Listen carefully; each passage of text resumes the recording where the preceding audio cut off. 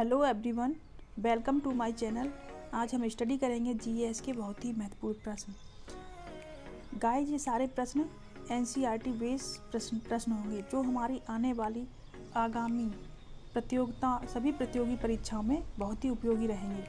आज का पहला प्रश्न है, पृथ्वी से निकटतम दूरी पर ग्रह है, यानी कि कौन सा ग्रह पृथ्वी के सबसे पास अवस्थित है। इसका राइट आंसर है ऑप्शन ए, शुक्र। शुक्र को पृथ्वी की बहन भी कहा जाता है। अगला प्रश्न, वित्त आयोग का गठन किया जाता है।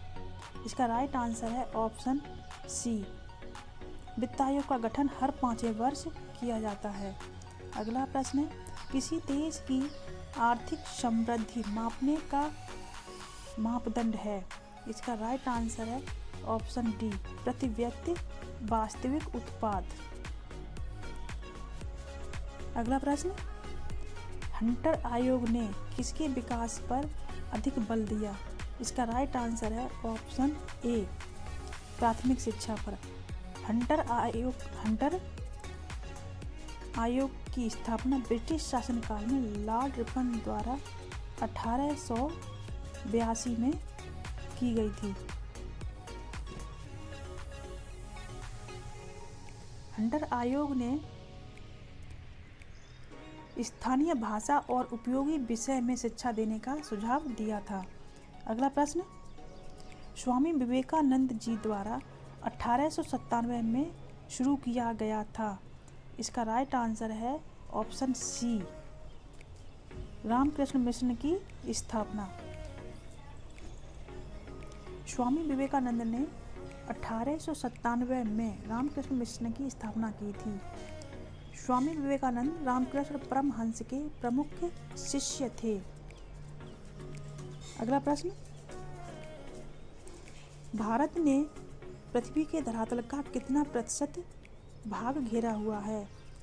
इसका राइट आंसर है ऑप्शन डी, 2.4। भारत ने पृथ्वी के धरातल का 2.4% भाग घेरा है, जबकि जनसंख्या की दृष्टि से भारत के 17.75% भाग का प्रतिनिधित्व करता है, यानी विश्व की 17.75% जनसंख्या भारत में निवास करती है। अगला प्रश्न, भौगोलिक इतिहास के अनुसार भारत का प्राचीनतम पर्वत कौन सा है। इसका राइट आंसर है ऑप्शन सी, अरावली। अरावली की पहाड़ियाँ राजस्थान राज्य में हैं। यह सबसे पुरानी चट्टानों से बनी पहाड़ी है। इस पहाड़ी की सबसे ऊंची चोटी माउंट आबू पर स्थित गुरु शिखर है। इसकी अगला प्रश्न है, भारत का रूर किस नदी बेसिन को कहा जाता है। इसका राइट आंसर है ऑप्शन ए, दामोदर। दामोदर नदी बेसिन कोयले की उपलब्धता के कारण भारत का रूर कहा जाता है। पहले दामोदर नदी अपने बाढ़ के लिए बहुत ही कुख्यात थी, जिसके कारण इसे बंगाल का शोक कहा जाता था।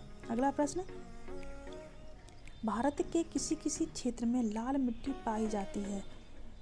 मिट्टी के लाल रंग होने का मुख्य कारण क्या है। इसका राइट आंसर है ऑप्शन सी, फेरस ऑक्साइड के कारण मिट्टी का रंग लाल दिखाई देता है। अगला प्रश्न, भारत के किस तटवर्ती शहर में सबसे लंबा समुदाय पुल अवस्थित है। इसका राइट आंसर है ऑप्शन डी, मुंबई। मुंबई शहर में सबसे लंबा समुद्री पुल स्थित है। यह बांद्रा वर्ली या राजीव गांधी सी लिंक है।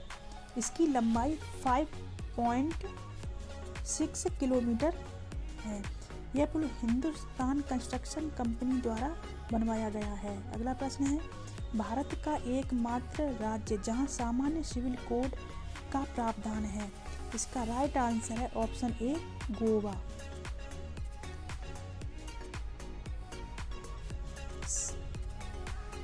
समान नागरिक संहिता अथवा समान आचार संहिता का अर्थ धर्मनिरपेक्ष कानून होता है, जो सभी धर्मों के लोगों के लिए समान रूप से लागू होता है। भारत के एकमात्र राज्य गोवा में सामान्य सिविल कोड का प्रावधान है। अगला प्रश्न है, भारत सरकार का प्रथम विधि अधिकारी कौन होता है? इसका राइट आंसर है option C, attorney general of India. Attorney general of India Bharat का प्रमुख विधि अधिकारी होता है। यह विधि के उन विषयों पर सुझाव देता है एवं उन कार्यों को संपन्न करता है जो राष्ट्रपति द्वारा प्रदान किया जाता है। अगला प्रश्न है, भारत के मुख्य निर्वाचन आयोग की नियुक्ति कौन करता है? इसका राइट आंसर है ऑप्शन डी, राष्ट्रपति भारत के मुख्य निर्वाचन आयुक्त की नियुक्ति करता है। संविधान के अनुच्छेद 324 में निर्वाचन आयोग के विषय में प्रावधान किया गया है तथा भारत के मुख्य चुनाव आयुक्त की नियुक्ति राष्ट्रपति करता है। अगला प्रश्न है, सामान्यतः किसान क्रेडिट कार्ड निम्न में से किसके द्वारा निर्गत नहीं होता है? इसका राइट आंसर है ऑप्शन ए, नाबार्ड। किसान क्रेडिट कार्ड योजना का लक्ष्य है किसानों को फसल की ज़रूरतों के साथ फसलोत्तर गतिविधियों के लिए आवश्यकतानुसार और समय पर कम लागत पर प्रभावी तरीके से ऋण सहायता मुहैया कराई जाए। योजना के अंतर्गत बैंक शाखाएं ऐसे किसानों को क्रेडिट कार्ड जारी कर सकती हैं जो अन्यथा फसल उत्पादन संबंधी गतिविधियों और अन्य फसलोत्तर गतिविधियों के लिए अल्पावधि के पात्र हैं। यह व्यापारिक बैंकों, सहकारी बैंकों, क्षेत्रीय ग्रामीण बैंकों द्वारा निर्गत होता है। इस योजना की शुरुआत वर्ष 1998-99 में वित्त मंत्री यशवंत सिन्हा द्वारा 98-99 में वित्त मंत्री यशवंत सिन्हा द्वारा की गई थी। अगला प्रश्न, सरकार की आय का सबसे बड़ा हिस्सा कहाँ से प्राप्त होता है? इसका राइट आंसर है ऑप्शन डी, उत्पाद शुल्क। उत्पाद शुल्क से सरकार की आय का सबसे बड़ा हिस्सा प्राप्त होता है। अगला प्रश्न, भूकंप की निम्नलिखित में से कौन सी तरंगें सबसे ज्यादा विनाशक होती हैं? इसका राइट आंसर है ऑप्शन बी, सतही तरंगें। सतही तरंगें भूकंप की सबसे विनाशक तरंगें होती हैं।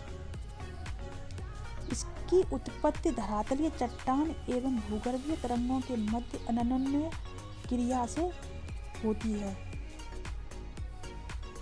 अगला प्रश्न है, पारतंत्र के दो मूल घटक कौन कौन से हैं? इसका राइट आंसर है ऑप्शन बी, पारतंत्र के जैविकीय और अजैविक घटक मूल घटक हैं। अगला प्रश्न,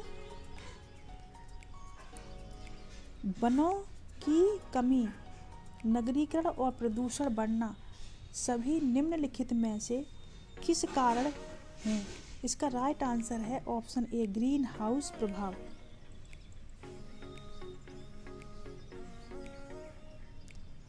अगला प्रश्न, भारत में ऐसा कौन सा पहला और एकमात्र राज्य है जहां छत पर बरसात के पानी संग्रहण ढांचों का निर्माण सभी घरों के लिए अनिवार्य है? इसका राइट आंसर है ऑप्शन बी, तमिलनाडु। भारत में तमिलनाडु पहला और एकमात्र राज्य है जहां छत पर बरसात के पानी के संग्रहण ढांचों का निर्माण सभी घरों के लिए अनिवार्य है। अगला प्रश्न, पास्कल इकाई है? इसका राइट आंसर है बी, पास्कल दाब की इकाई है। ब्लेज पास्कल एक फ्रांसीसी वैज्ञानिक और गणितज्ञ थे।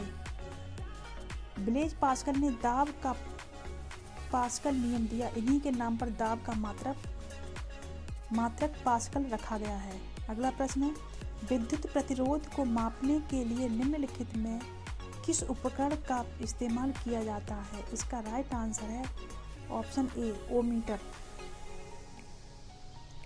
वोल्ट मीटर से दो बिंदुओं के बीच विभवांतर को मापा जाता है। एमीटर से विद्युत धारा को मापने का यंत्र है। और गैल्वेनोमीटर विद्युत परिपथ में विद्युत धारा की उपस्थिति को बताता है।